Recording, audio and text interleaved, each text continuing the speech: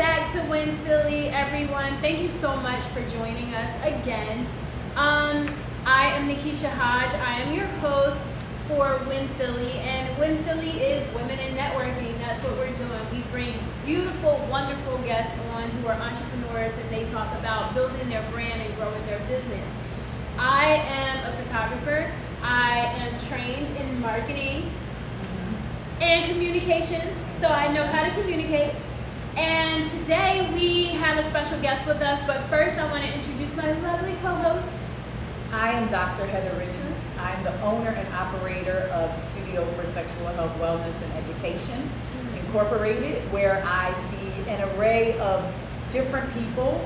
I see families, couples, individuals around human sexuality related issues, around any issue actually. I'm a clinical sexologist as well. I specialize in human sexuality. So I do a whole lot of stuff, and I absolutely love what I do as an entrepreneur. So that's what qualifies me to co-host with Nakisha.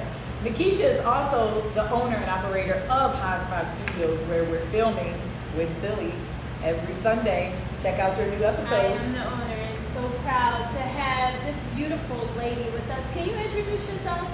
Hello everyone, I'm Nakisha Ali Goldsmith, and I'm thrilled to be here. Hey Nafeesha. We are so happy to have Nakisha. So Nakisha runs a business. It's called Rise. Yep. And what is Rise? So Rise is actually, it's a service, and what that service is it offers you expert consultation. And so what we're offering is consultation to communities that are undergoing any kind of financial strain. So we're talking about disenfranchised urban communities.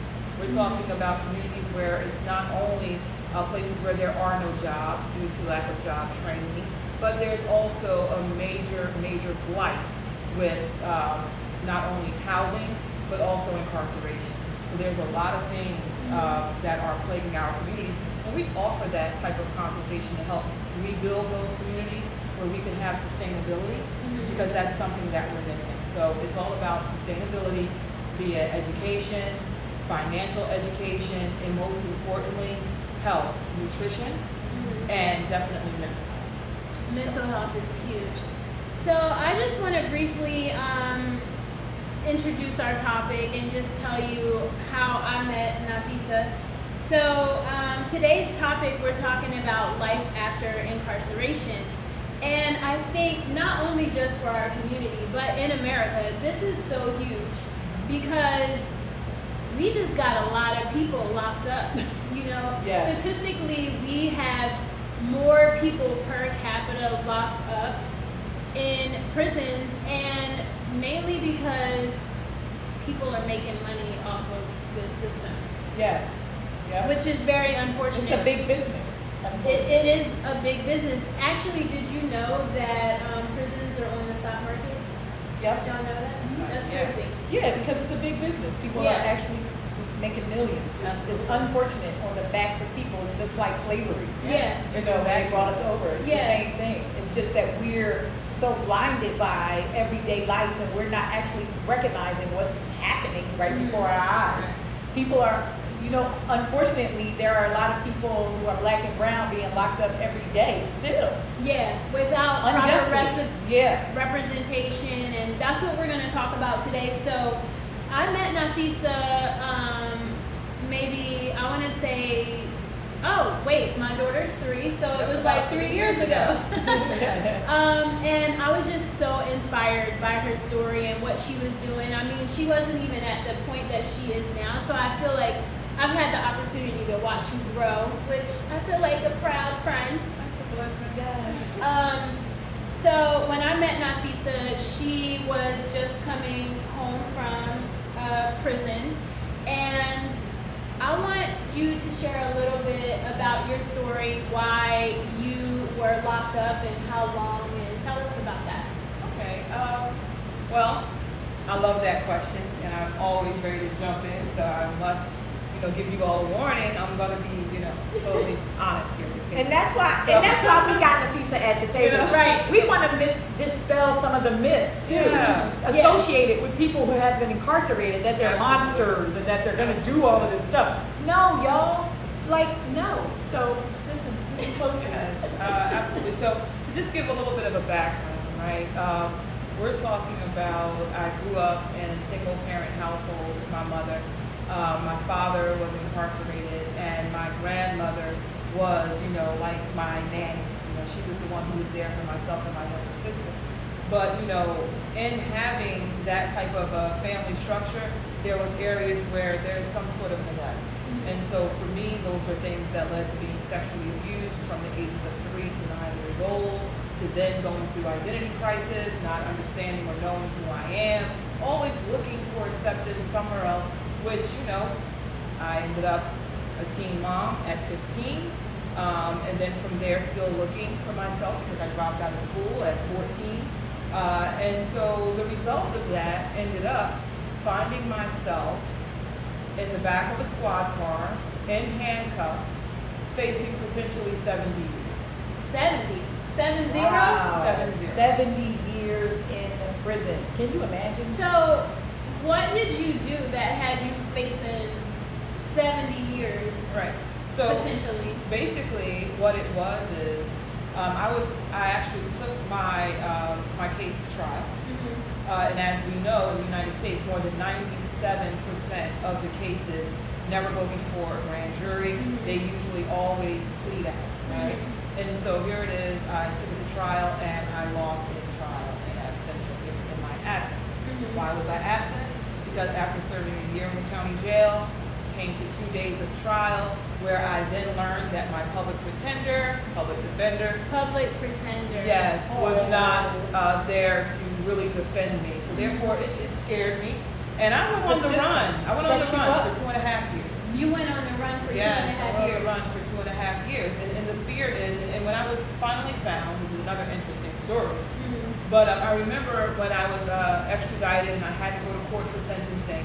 And I remember sitting there and looking out at my mother, and sitting beside my mother were the two U.S. Marshals who had been looking for me for the 2.5 years that I was gone. And they were there to show support for me. And I remember telling the judge, that my leaving was because I was afraid, based on the fact that my attorney wasn't representing me. I was afraid that I was going to go to prison anyway. And that was a temporary solution to a permanent problem, but that goes to show you what the fear is in our community. Yes. In the Black and brown community, the fear is that fear of slavery and that loss of freedom. And I think that's also part of our DNA. Sure. Yeah. It's a systemic problem. So, what we really want to know, though, was what was the charge? The charge was robbery and kidnapping. Okay. So, in trial, being as though I wasn't there, right? I was not found guilty of conspiracy, but I was found guilty of aiding and abetting for the fact that they couldn't prove that I acted in the crime. Okay. But what they're saying is that I knew about it. So because I knew about it, now I never said I knew about anything, Right. but they're saying that because I knew about it, that I should have called the police and tried to stop it. If you are from a particular community, first and foremost, No snitching. there's no snitching. You don't rat on your friends. And the other thing is when you are in the middle of something that you've never experienced before, Right. You just cannot feel like think you about gotta how do you're the gonna. right thing. Yeah, I need to get And away you're young. first. Yeah. Let's not forget 21. that. You're taught. 21 years You're old. taught, Yes. and Never I been know trouble in my before. community, you're taught like you don't tell on nobody. And You it's mind your cultural. business, It's right? It's a cultural. cultural thing. So now you're being punished for something that you It's had embedded no in you. idea was a crime. So, how many years did you end up being sentenced to? 15 years under the Okay. No Early Release Act. So that is also known as the 85% law, which means I had to serve 85% of the 15-year sentence. So that's 12 years, 9 months. And I always mention the 3 days. Because that's important. It's very important. Let's see that again. How long was it? 12 Wait. years, 9 months, and 3 days. I was counting. I just want to say that anytime I ever talk with someone who's been locked up, even if it's for a year, they know down to the second Yes. their release time. Yes. Like, in You've been 3 waiting days. for that. You Right. know, you're living for that moment. Sure. So, go ahead. You go. So I want you to tell everybody, when you were there in prison, you thought this up, like your business. You were like, I'm gonna do this. And why though? What was missing? What were some of the things that you didn't find when what you got out? inspired you to create your company? Well, honestly, I've been creating Rise since I was a little girl. I mean, I would sit outside with my friends on the patio and we would have classes. So it was like I was organizing then. I'm an organizer today, right? But I was organizing then. And we would get together and we would put on shows. And so that was something that was always in me to do positive things in my community. But once you're incarcerated and you start to see what the other issues are in the community, it jars you. So for me, it was the fact that over 80% of the women who are incarcerated don't even have an 8th grade education. Wow. So adult literacy is major, which also shows you that these are individuals who maybe were not as cognizant as to what they were signing when they were signing those plea deals, right? So education to me was definitely something. I said, wait a minute, we have to, that was something that was taken from us as slaves. They cannot read. So if people cannot read, you can oppress them, right? So I saw that there, and so I got involved in adult literacy. I became certified in that. And I said, okay, so when I get home, I want to do something around education.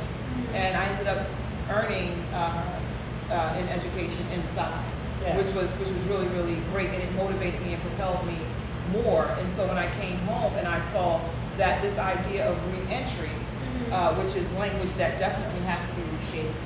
A good friend of mine, she always says, you know, we talk about people re-entering society, but the people who are re-entering society are people who were never really a part of society, right? And so let's just be clear, and let's just stop lying about our history and our stance in this nation. So when I saw that many of us had issues with technology because you're not allowed to use internet. So when I came to the halfway house in 2013, the beginning of 2014, that was my first time being exposed to the internet. I spent I quit my charge in 2000. I was in the county for a year, 2001, 2 more years. So I never got a chance to experience the whole it. technology age. I was in love with Google. Right. I was in love with Google, and each time I would get caught on the computer, I would get an infraction in the halfway house because it was like all this information. But if you're already prepared for that before you come out, you know, those are things that can make transitioning easier. So it was technology. The other thing was being able to acquire your identification, your documents. We need to be able to have those things before people come home. Right. You already have that stuff. It should not be released out to the street and not have documents. Or know how to get it. Or have help getting it. Exactly. And that's a lot like, once again, during slavery with the vagrant laws, right? Right? So here it is. If these people were newly freed, they don't have a home. Of course they're vagrants.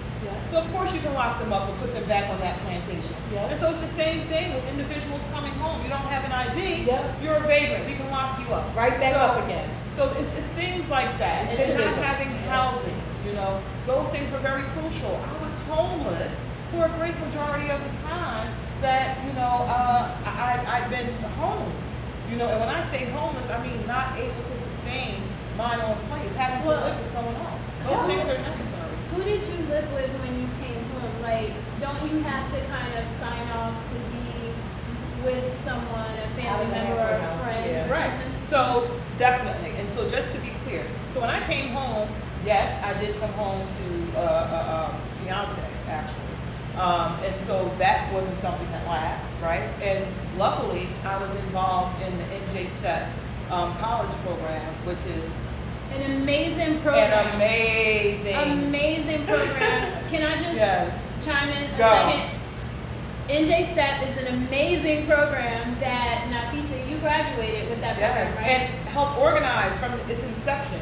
Really? Yes, that's what I'm saying. That's another story. Wonderful program where people who are coming home from prison can get their education in whatever they want for 100% covered, right? And you attended Rutgers University. Yes. Shout out to Rutgers. Are you? Absolutely. So I want NAFEESHA to tell this story that Nakisha and I heard before around something that was really intimidating for her when she got out, because when she said this, it kind of hit home for me to understand her thought process when she left prison around trying to navigate the world. You know what I'm talking about? Yep. Okay. So, yeah. So I remember being in the halfway house. So I had been in prison all of this time, and I had to go to school. I was going to a community college in Patterson, and I remember saying to my social worker, I'm like, I'm scared, like, to cross the street. And she's like, what? Well, girl, you better go ahead or else you ain't going. And I'm like, you gotta be, it's definitely a sister. But I'm thankful, I'm thankful for that.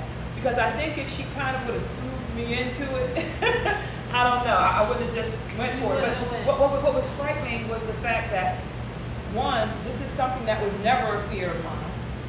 But from being removed from society, not saying that there weren't any vehicles on the prison compound, but that type of congestion and that noise, and realizing that, wait a minute, I'm around people and I don't know if I'm safe, and not knowing how to step. And I remember I would wait at the corner and wait for someone else to come and cross the street with them.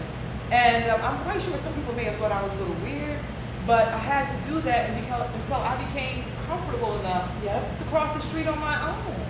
Didn't think about that, did you? That's amazing. I just want to. I'm glad you were able to cross the street. I'm happy that you made it to your community college, girl. So I want to point out a few statistics that I think are really important for people to know, because when I found this out, I was like flabbergasted. So this deals with women being incarcerated. So from 1922 to 2015, where this poll was done, women were the fastest growing segment of the incarcerated population. And this is for state and local jails. This doesn't include federal jails. Wow. And we know why that is, because federal crimes are more, people who have a little bit of cash. But these rates not only had went up so drastically over the last 40 years, but it was double the pace of men, which I was like, what? Because, you hear about men being incarcerated, but women have been double the pace of men. So 834% was the change over the year. Number 2, women face greater disciplinary action compared to men, which I was like, what? That's crazy. Fewer diversion and rehabilitation plans for women. And also, this one blew my mind. When you're in prison, you can work and you can make a wage. It's very, very minute, but you actually have to use that wage. You can't just save it in a bank account. You have to use that wage to sustain your time, right? Well, I think it varies depending on where you are, state you're in. In New Jersey, it doesn't matter what you do with your state pay. You either use it to live. I mean, it depends. Some people have to rely on that state pay. Yes, to get to live. Yes. Because I was watching a documentary and they were saying how women, it was actually Oklahoma.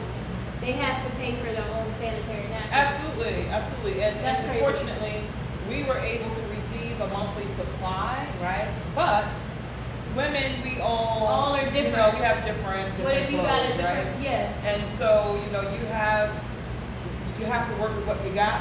But what I will say is, this is why, there is strength in oppression, right? Because you start to think around, wait a minute, I see what minimal necessities I have, right? And I see what they're giving me. How am I going to get more? And so we become creative. And so it's like, look, I'll do this for you when I get some pads. Right. We're going to get it. Right. Don't let me be the person that's going to clean the closet. If I'm in the supply closet, we need some pads. Right. Get your bag. Hurry up. we make it work for you. Girl, don't get no infractions. No, that's right. Oh. But some things will go down for you. No, that's right. so I go down for a good meal. I just want a good meal. Yes. A good meal. I want to get to NAFEESHA's business before we run out of time. But I really want you to explain exactly. I know you talked about what your business does, but how has this helped you with being newly released? Well, not so much anymore, but a couple years, and really being able to create this business for other people. How has it made you feel inside that you can offer something like this to other people who maybe were in your situation? It makes me feel purposeful. Yes, it's good.